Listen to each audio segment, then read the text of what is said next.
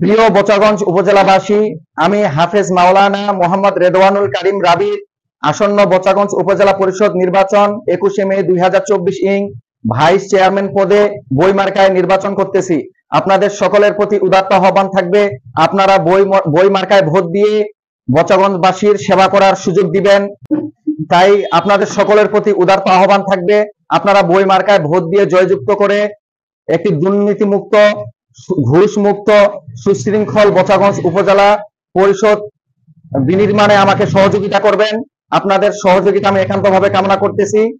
বোচাগঞ্জ উপজেলা নির্বাচন, আর এই নির্বাচনে ভাইস চেয়ারম্যান পদপ্রার্থী আমাদের সন্তান হাফেজ মাওলানা রেদওয়ানুল করিম রাবির, সে পদপ্রার্থী। আজকে আমরা এই নির্বাচনী ভাইস চেয়ারম্যান পদপ্রার্থী রেদওয়ানুল করিম রাবিতের জন্য আজকে প্রধান কার্যালয় উদ্বোধন আমরা ইনশাল্লাহ করতে চাচ্ছি। তার মা কয়েকদিন আগে ইন্তেকাল হয়েছে। আপনারা জানেন, মা শব্দটি মায়ে, সেটার থেকে ভালো আর কেউ হতে পারে না। মায়ের স্নেহ মমতা, এত বড় মমতা। সারাদিন কাজ করার পর যখন বাড়িতে যাওয়া হয়, মাকে বলা হয় যে মা, কার্যক্রম গুলা কতটুকু আগাইল। যখন জিজ্ঞাসা করে, মা যদিও খারাপ কিছু হয় তবুও বলে যে বাবা তোমার সবকিছু ভালো। আর তার যে ভালো কথাটা বলে, সমস্ত কথাগুলা যেন সারাদিনের ক্লান্ত গুলা মুক্ত হয়েছে। এ হলো মা। আজকে আপনি জিজ্ঞাসা করুন যে মা যাদের না তাদের অবস্থা কি। এজন্য আমরা মাকে মহাব্বত করব।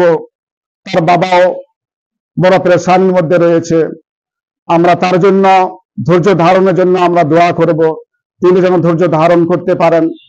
এজন্য ভাই সবাইকে আমি আহ্বান জানাচ্ছি, আপনারা যারা কষ্ট করে বই মার্কা নির্বাচনের প্রচারণা করার জন্য আপনারা আসছেন, আমি সকলকে আহ্বান জানাচ্ছি, আপনারা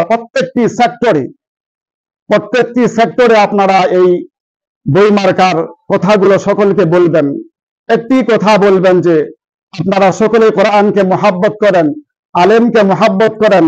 আর আমাদের নবী ছিল একজন, তিনি নবী ছিলেন, তিনি একজন ইমাম ছিলেন, তিনি একজন রাষ্ট্রনায়ক ছিলেন।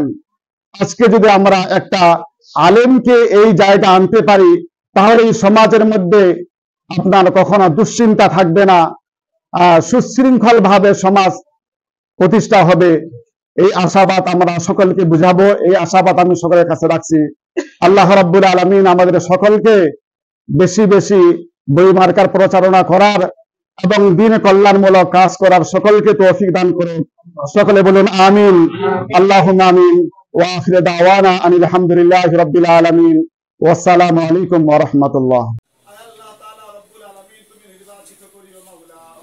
রব্বানা তাকাব্বাল মিন্না ইন্নাকা আনতাস সামিউল আলিম ওয়া তুব আলাইনা ইন্নাকা আনতাত তাওয়াবুর রহিম ওয়াজআল আখিরি কালামিনা ইনদাল মাউতি লা ইলাহা ইল্লাল্লাহু মুহাম্মাদুর রাসূল।